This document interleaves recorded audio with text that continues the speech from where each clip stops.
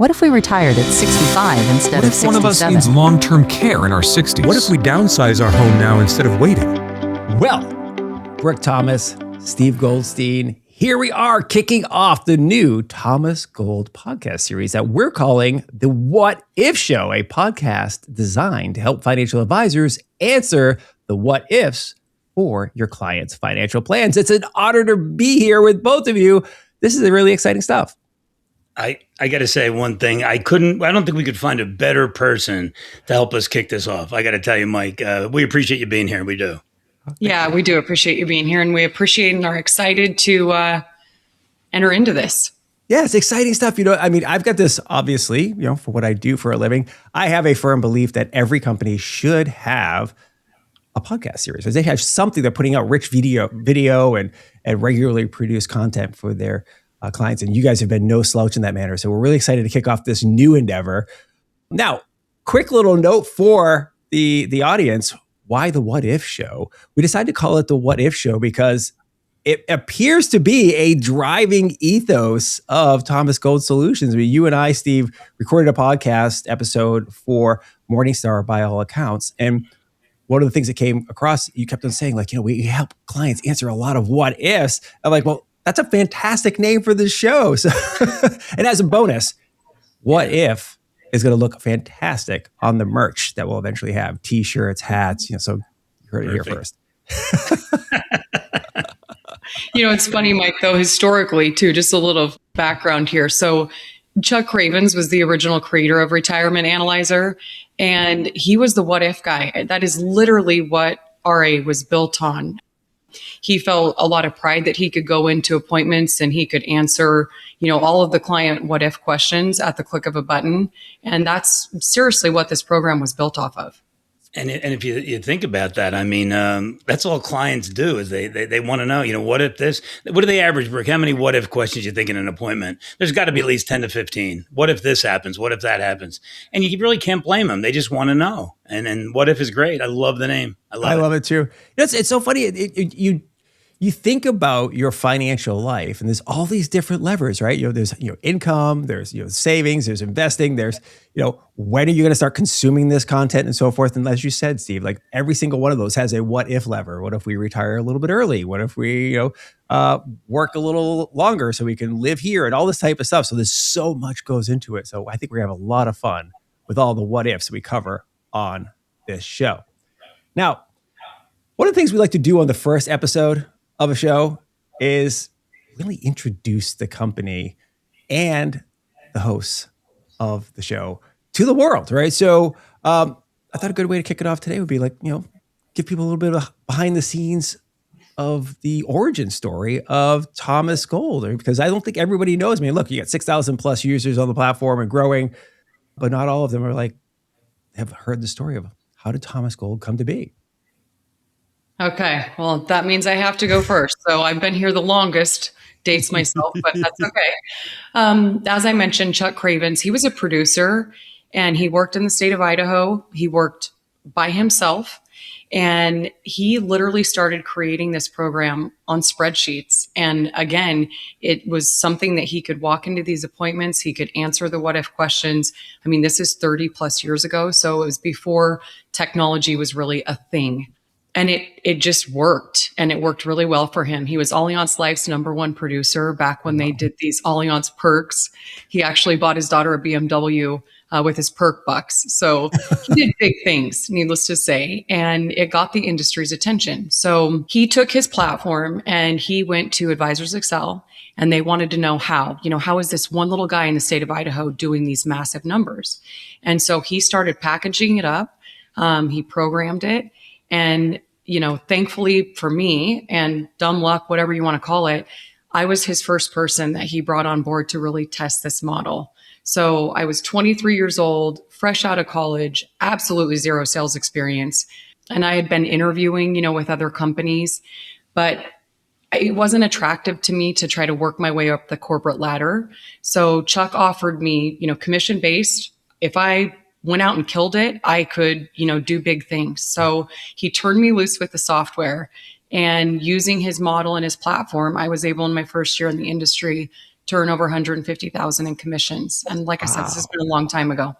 And so he knew at that point that this software worked. It worked for experienced people. It also worked for new people. As a new advisor coming in, and especially females aren't really the norm in this industry, obviously. I think it gave me confidence that, otherwise I wouldn't have had. I feel like anybody new coming in, this industry feels like a foreign language when you first enter it. There's just so much, and there's so much tax and so many things you have to know. And so I didn't know any of that, but I knew how to make the software work, and I knew how to answer those what if questions, and it allowed me to go out and be successful. So that's kind of my story. I know, Steve, you want to give your story there? Yeah, sure. And I came in a little bit later. We got together in 2010 after Chuck had passed away a couple of years before that. And we started Thomas Gold. You guys can really kind of figure out where the name comes from, right? Thomas Gold. It's not really that hard, okay? Best decision I ever made, right? To have Brooke's name first, or whole name, and half of my name second. Guys, I'll tell you a little advice. It took me 55 years to get that, but it works. So go with it. Basically, I was a Wall Street trader for 22 years. And in the early 2000s, I made a career change. The edge in trading stock options wasn't there anymore. And so I became a financial advisor. And I always wanted to try to answer client questions right there on the spot.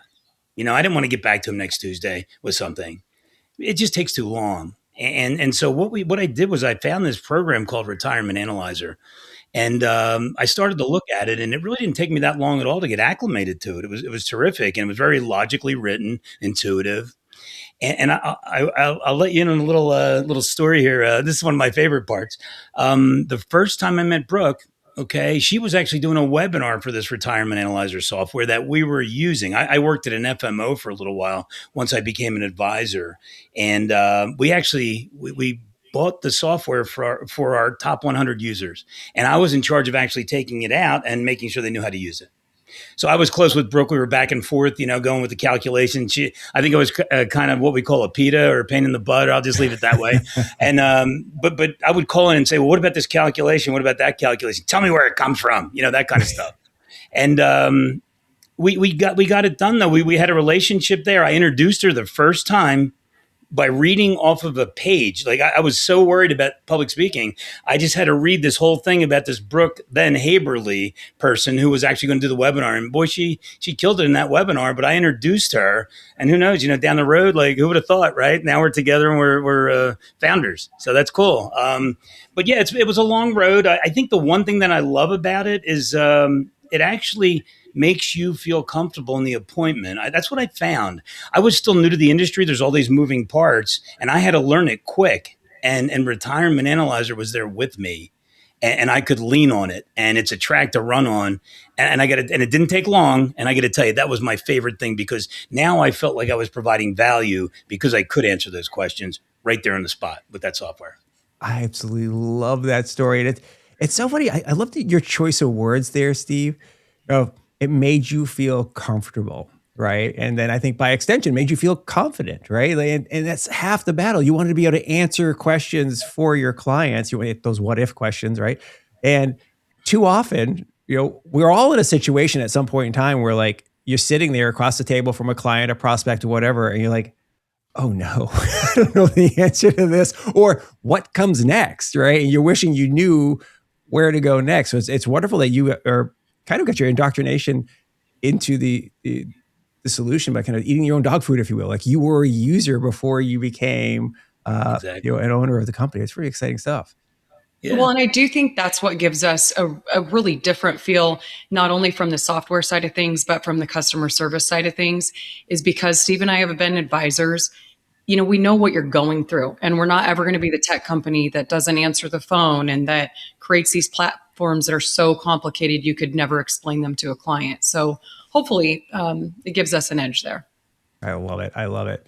So in preparation for this first episode, Steve, you sent me a short email and you said, hey, I want to be sure we hit on a concept that how financial plans have so many moving parts. And it really leans into this overall theme of the show, what if, right? Like we already kind of touched on it a tiny bit earlier, talking about when you retire and how much you spend and all that type of stuff.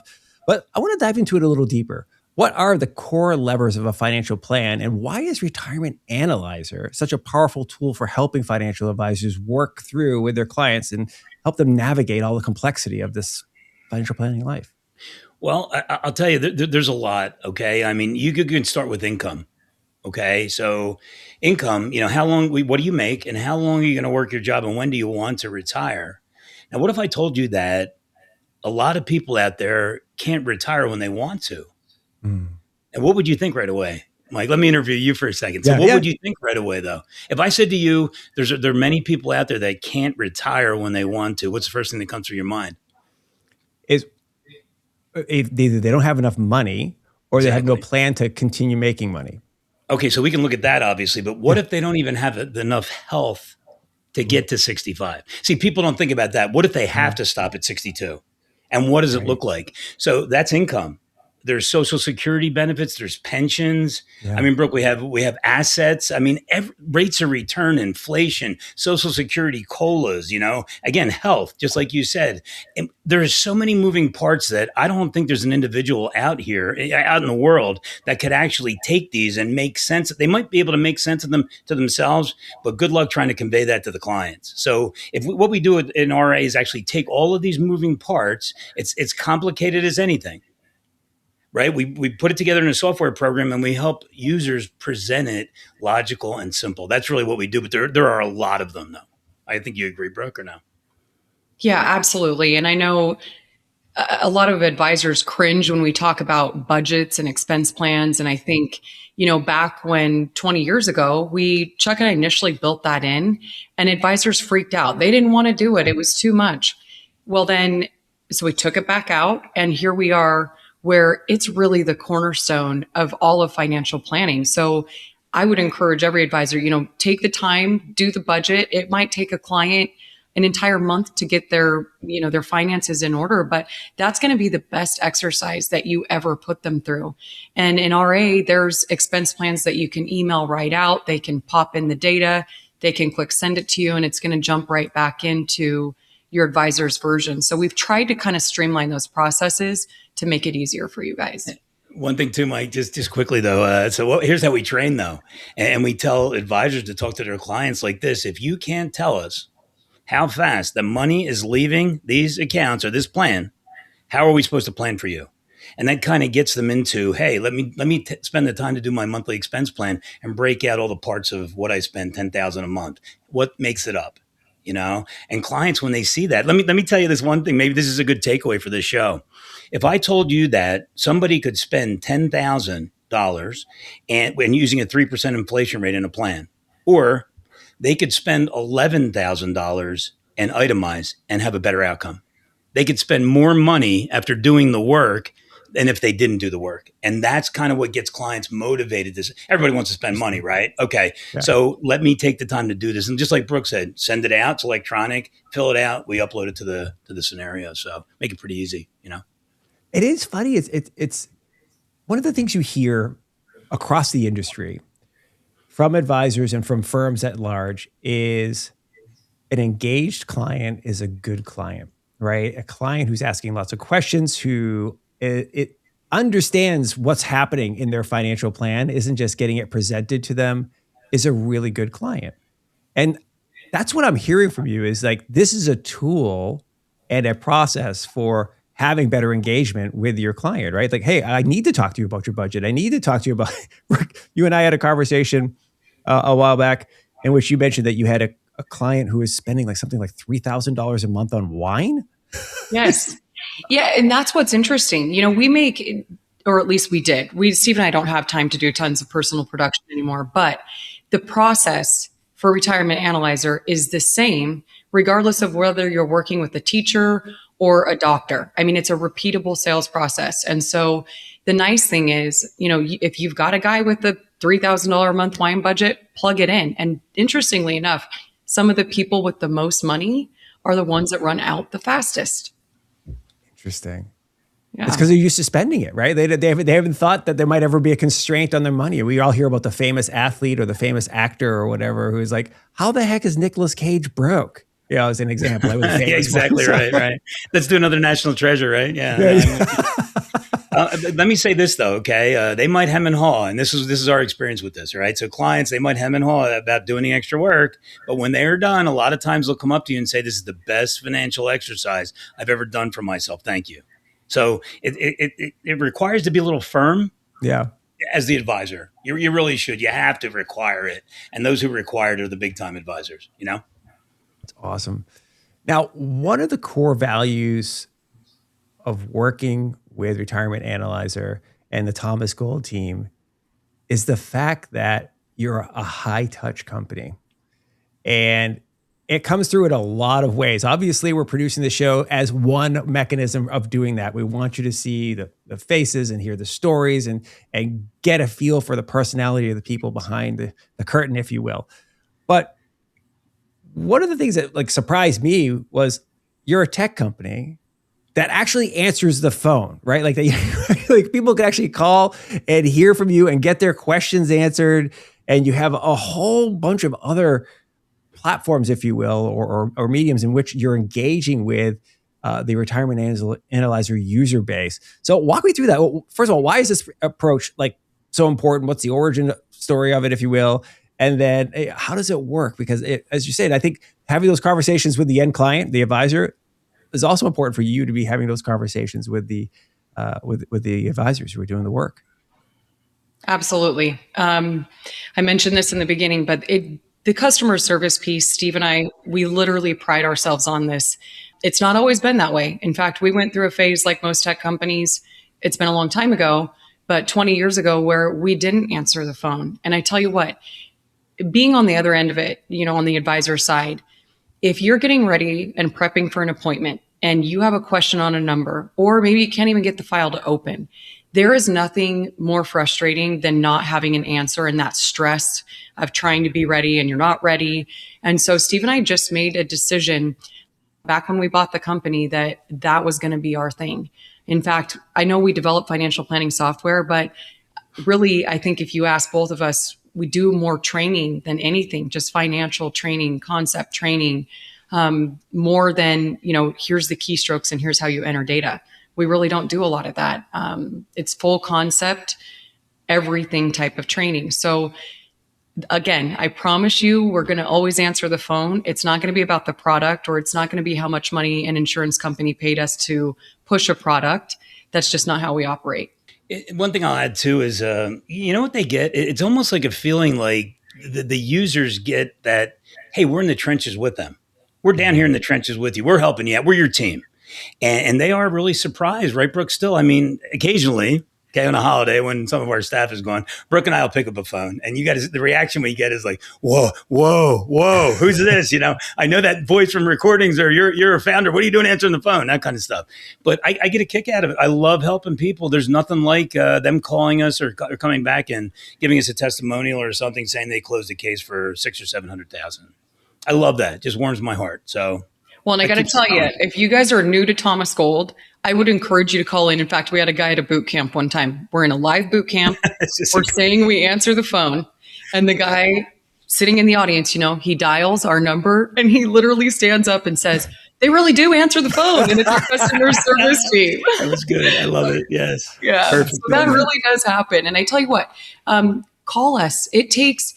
Steve and I have positioned a team of ladies that answer that phone that are absolute dynamite. In fact, every one of them, I'm going to venture to say, could be in personal production as well.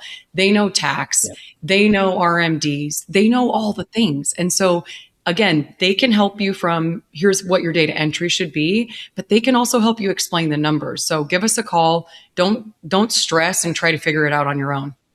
Well, Steve, one of the things you often talk about is it's not just knowing what you're doing as a financial advisor or a financial planner. I mean, many of the users of Retirement Analyzer, I'm sure, are CFPs or have some other certification that makes them a qualified financial professional. It's one thing to know those things, but it's another thing to actually be an expert in the software, right?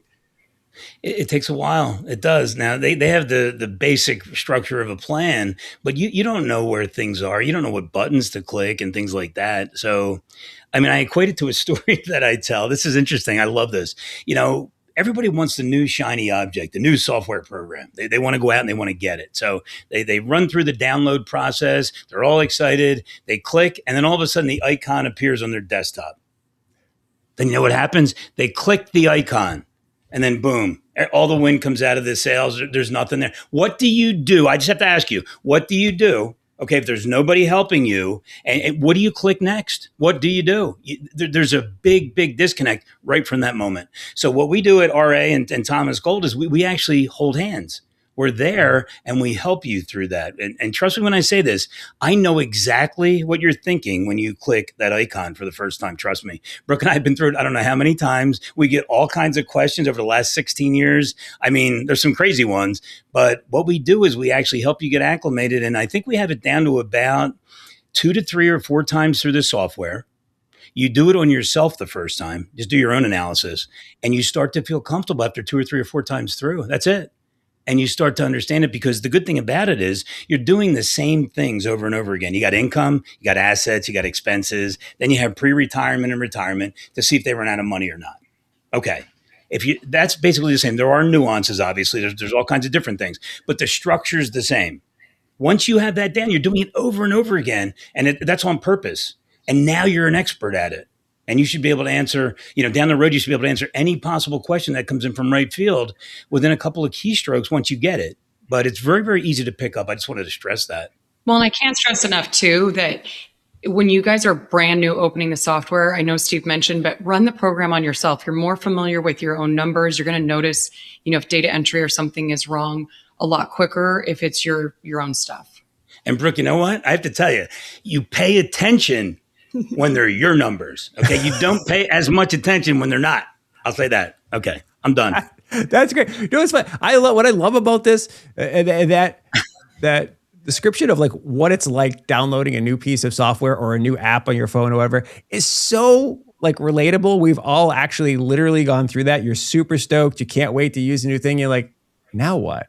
And sometimes they have the quick demo, click here for this, click here for this. And then it's like you're on your own, or go read this manual that like, am I going to read this whole manual on how to use this software?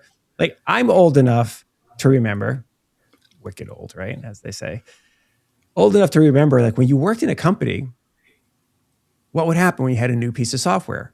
They would send you to training. Like, here's how you use XYZ tool. You're going to go to this classroom at the corporate office or whatever and learn it for a week or so. And then you'll come back and you actually know what you're doing, right? Yeah. Well, I would imagine a lot of your advisors, not all, but a healthy portion of them, are either solo advisors or working in a relatively small shop, right? There is no corporate training department who's going to like sit them down and do all this type of stuff. That's right. Yeah. And we really put a lot of effort into that, though. We do. You just have to put the time in. We call it continuing education. That's really what it is. Like it. It's nonstop education because our program is in development all the time. And, it's changing, not the core processes, but features and different ways to do things to create efficiency and things like that. So, yeah, I mean, it's really, you have to learn it. You have to do it. But once you have that down, I think I said it in one of the podcasts we had, it's the closest thing that I've ever seen to a financial crystal ball that's out there, knowing what we know today. There are so many moving parts. You have no chance, trust me, you have no chance to wrap your arms around them and then try to convey that to a client. No way. With that being said, though, I guarantee that every number you plug in there is going to be wrong. That is why you have to do the annual review. Well, guys, it's a real thing. I mean, we're doing our best guess, and I would encourage you, keep the numbers, your rates of return, stuff like that, conservative to try to manage that. But realistically, every number is going to be off. And the annual review, just making sure you're updating that plan as much as you possibly can is critical as well. Well, it's funny. I'm glad you mentioned that every number in there is effectively wrong, right? Or every plan, the results. Because like, look, we're making assumptions, right? Now the client might not fully process that, but we're making an assumption that this is what the inflation rate is going to be on average over the course of the length of this plan. We're making an assumption that this is what the average rate of return for your asset allocation is going to be over the course of the life of this plan. There are going to be times in which those things are not true, right? And we have to make new assumptions. So I'm glad you bring that up. And financial plans are meant to be iterative, right? Life changes. Yeah. Well, and I know Steve and I keep hammering this budget thing, but just a quick example. We have a sample file that we actually let advisors have where they can show the clumping versus the itemized that Steve was mentioning before. But the other thing is if a client misses their expenses, I know, $100 a month anymore doesn't even hardly buy groceries, but missing the budget by 100, $200 a month. I mean, it's the difference on tab 7 of sometimes a red line appearing or not. I mean, it really just shifts things around. So it's a pretty powerful exercise all the way around. And of course, they're trained. They don't use the words is and will. They use the words can and may, okay? Because that's what we have, right? But this is the best look that we have right now, knowing what we know. So I'm going to be with you the whole way. We're going to tweak. We're going to steer that ship, right? Bring it into port, right? So, but slowly. Yeah. So that's what happens. I love the fact that you mentioned, Brooke, that I want to get into the tabs here in a second and that red line, because I think that's so important. But I love the fact you mentioned these small changes can make a huge difference. It reminds me of the Tour de France. Right. So back in the day, before Lance Armstrong was discredited and drummed out of the sport for doping, right? Team Discovery was the first team to really start being analytical about all the things that went into this 2,000 plus mile race, right? They looked at things like pedaling cadence, the aerodynamics of the helmets, the aerodynamics of the handlebars, right? How stiff the frame was, this and that. And what they found is they could pick up a few seconds here, half a second there, but over the course of a 2,000 mile race, that's multiple minutes. And they were winning by huge margins, right? Now, again, some of that might have been because they had better chemists, but they studied all the little things and it makes a huge difference over the long term. So I think the same is exactly true as you're saying with a financial plan. There's so many elements that can be changed and sometimes small changes make a huge difference. So many elements. This applies to so many aspects of my life. I'm a rodeo person as well. So those half a seconds in that industry extremely matter. But like you said, it holds true with the financial planning as well. In fact, I think if you've not used software, you're an advisor and you've just still been doing the yellow pad thing, nothing wrong with that. But can you really maneuver and quickly tweak little things like that to see how it affects the plan? Can you stress test the plan at, the click of a button? And your yellow pad makes that kind of tricky. So that's one thing that RA really gives you is the flexibility to just look at all of the what ifs. I know we keep going back to that, but look at all of the what ifs and just say, what if somebody dies? What if somebody needs to go into a long-term care facility? What if the market crashes? And you literally can do it at the click of a button. Well, what we find is this, though. I mean, once you become an experienced retirement analyzer user, it's almost like in your back pocket you have a number of fixes. Okay, so once you go through the program over and over and over again, trust me when I say this, all the moving parts, you start to understand them. You know that if somebody has a red line at a certain time, they could do this. And it's just sitting there because you've used them over and over and over again.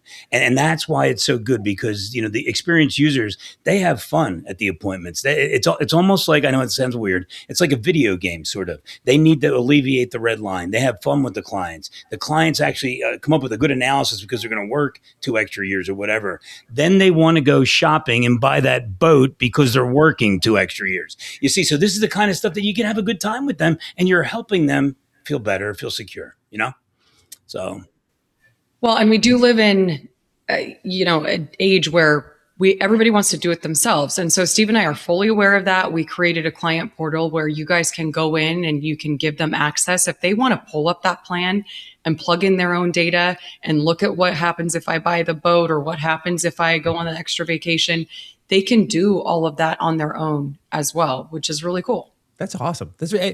I love this concept of the red line. Now, at first somebody hears red line and that's awful. I don't want my client seeing a red line. My job is to present them a financial plan that achieves their dreams. And then, because, I think it's human nature for everybody to be a little nervous about presenting negative news to a client, right? I want my client to be happy with what they're seeing and not be like, oh, crap, I can't retire when I want to, or I'm not going to be able to I can't buy my boat, my retirement, right? So let's dive in a little bit about this red line, because I think it's the opposite of what some people might intuitively think. This is actually something that builds confidence and makes you a better financial advisor, is to have something that says this isn't going to work. You need to make adjustments. Well, a lot of times, let me reverse what we're thinking here. So we're showing a red line. So how would you feel if you had to show a red line, period, that's the end of it? Or if you did the work behind the scenes and you have to show the red line, but knowing that your fix is right behind it, how you feeling then? Okay, so a lot of advisors, and it's necessary to show that. Okay, this is what you look like when we first sat down. Now, if you can implement this, this, and this, is that okay? Can you do that? Look how much better the outcome is. You see, so it's not just, hey, look, it's the end of the world. You're out of money at 75. Goodbye. That's it. You're done. This is what we started, and these are the kinds of things we can do if we work together. And I can help you push the red line out, if not right off the page. And that's how they're presenting that. So I think it's necessary to present the initial look that might not be too good to show how much better your recommendations are. Well, and it's sad but true, but clients need that reality check a lot of times. I mean, just like we were talking about with the gentleman with the wine budget, people that make a lot of money, they just don't ever think it's going to stop. And so when they see that red line, and in fact, in 20 years of us adjusting and making updates to the program, that is one thing that has never changed, is the red line situation, showing where somebody's completely out of retirement funds. Because when you look at the consumer behavior and you study, their reaction, it works. It really works, and it gets their attention.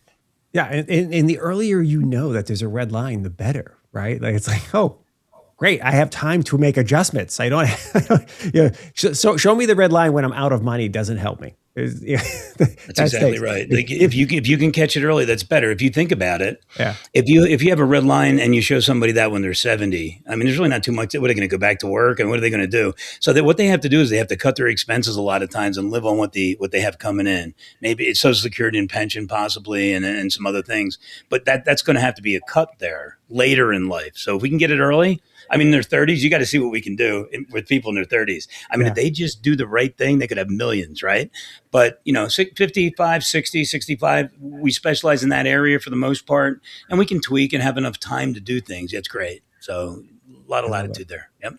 So let's dive into the concept of building confidence for advisors, building confident advisors, right? And particularly, I'm interested in how this tab approach works and helps do that, right? The best part about it is it's the same. Okay, so tab one's income. All right, you put in your job, your Social Security, your pension. Tab two's assets. What do they have? Tab three is expenses. What are they spending? Tab four, we could have an inheritance come in or something like that. But tab six is now pre-retirement. Okay, so what do you look like from today till you both retire? And then tab seven is simply from then on all the way out to age 100 if you want. So it's really that simple. When you get that down and the software like that, I'll say this, right? You are the true advisor. Advisors have to have answers right away. They're advisors, right? They can't wait. So that's what we find. People that actually use the software and get acclimated to it and use it every day, there's nobody else that can hold a candle to you when it comes to answering the question that comes in from right field, in my opinion. Well, and I think too, it changes the focus of the conversation. So it becomes about the client's wants and their goals rather than about product. In our program and our entire sales process, the product just kind of goes along for the ride. So I just think for advisors that are trying to figure out, even what product is in the client's best interest, the software is going to lead you to that answer mathematically. So one example, if you're trying to figure out an income benefit annuity, and there's all sorts of them, some have the big front end bonus, some have a monthly payout that increases over time. There's various products that do different things. And it's hard to decipher which one the client really needs. You actually can create 3 very simple scenarios in RA and just tweak the product, and it will mathematically tell you exactly which one they need. So having those kind of tools and being able to show the why we picked the product helps as well. They buy outcomes. Just like Brooke is saying, like, and we don't use pie in the sky numbers. We'll use very very conservative numbers, conservative estimates, and we'll show them something that looks like it's increasing from step to step.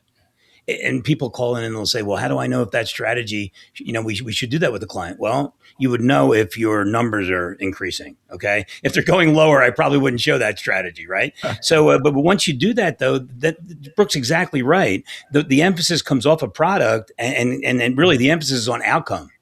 I want this, get me here. What do I have to do? Well, we're going to use this product. We're going to use this strategy. We're going to manage money here. We're going to do this. There's not a lot on that. They just look at the number. Like Brooke was saying, the other day, she said that, when they see $3 million at age 100, that's what they remember. But that's also what they buy though, too. That's what they want, I love this approach for a variety of reasons. One is the simple having a guide. I don't want to call it a crutch, but having a guided tool to follow, right? It's anybody who's ever done a presentation in front of a big audience and you've got your PowerPoint deck, you know what you're going to say, but occasionally just having I advance the slide, I look up, okay, here's what comes next, right? Helps you, okay, here is what comes next. I might have got thrown off course for whatever reason. You feel bulletproof. And the more times you do it, the more like, I don't have to look anymore. I know what the next slide is. I've clicked next. I don't look behind me anymore. And I just start talking. So I love the fact that this is a guide. I also love, it's so interesting, the objectivity of it, right? It's the tool that's, like you're the advisor, you're helping ask the right questions and you are offering your professional opinion. But at the end, like, hey, this is what the math says. This isn't what Brooke says. This is what the math says, right? And if you want to change what the math says, we got to change some inputs in the math. So it really kind of removes the whole like opinion component to it and really helps a lot, I think. Well, and from a compliance standpoint, this thing is your friend. I mean, it literally maps out for you, this is exactly why I made these moves. And so if you're ever audited, I mean, and people periodically are, it's not a problem. In fact, we have these advisors call in and they say, are you able to run and do a printout of every client in RA? And so we can do that. They can take it into their audit and they're ready to go. There's good reasons. And, I mean, we were talking about, I don't know, Brooke, how many years ago it was about client's best interest. Yeah. We've always been like that. I mean, we've always been for the best interest of the client and looking at conservative numbers and things like that. So it wasn't anything earth shattering, something that we had to change because we were always like, it's always about, the client you're serving and helping to a better retirement. So yeah, I mean, it really is intrinsically rewarding when you walk out of the house or they leave your office or in our case now, we have these boot camps and, we'll go around the room at the end to see who got, what out of the boot camp. The stories that we get from them about how great this is when they're using our software and how we've changed their career and how they're up here now flying high because they use Retirement Analyzer are enough to really just motivate anybody. We just hear it from them, and it's almost like the client have a better retirement, but the advisors now that are taking care of the clients have a better career and company and stuff, and they can help more. So it's been beautiful that way. We love that. So I love it. Okay. So now we're going to shift gears as we're kicking for home on this first episode of the show. We have a segment that we brainstormed and popped up, and we're calling it Retirement BS with Brooke and Steve, hence the B and the S. So in this segment, Brooke and Steve tackle a retirement planning question or issue that tends to have some debate, maybe a little confusion, or in some cases, some misinformation floating around in the ether, and present a way to approach this issue with your clients. So who wants to go first or tee up the question for our first retirement BS topic?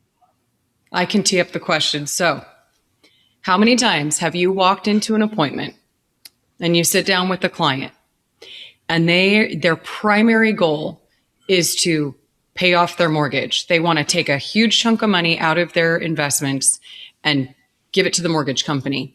Can you easily show them why they should or shouldn't do that?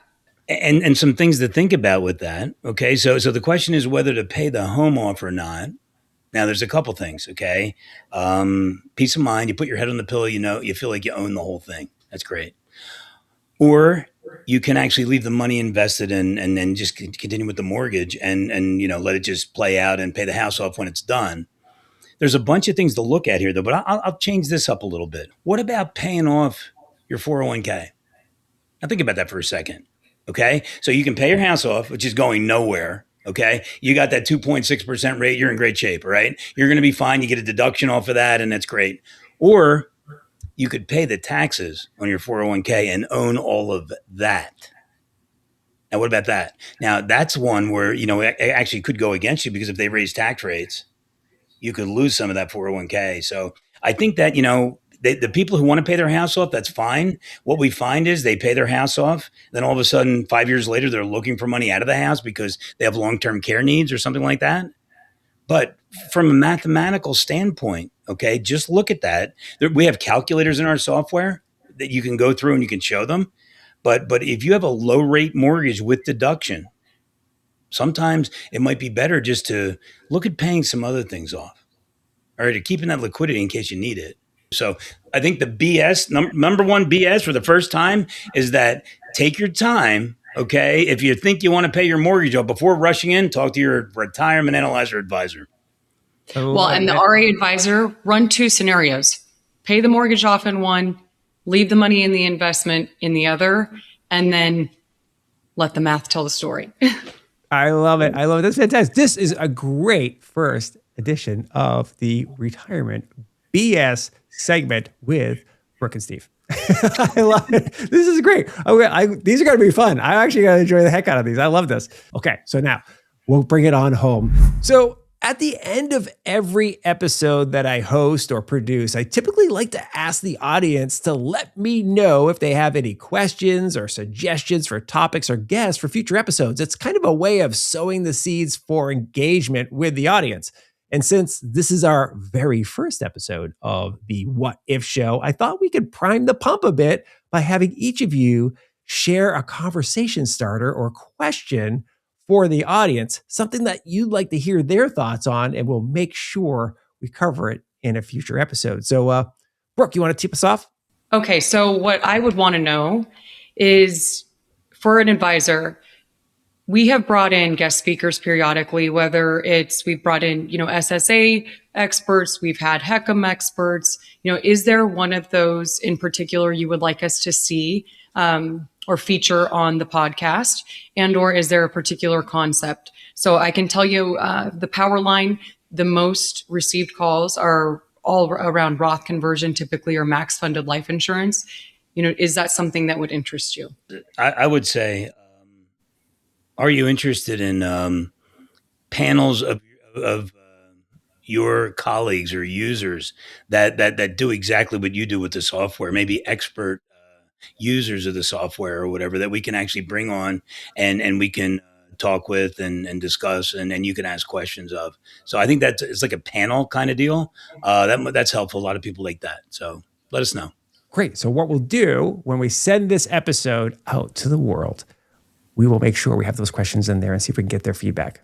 Well, Brooke Thomas, Steve Goldstein, this has been a fantastic first episode of the What If Show. I think we all owe ourselves a little golf clap.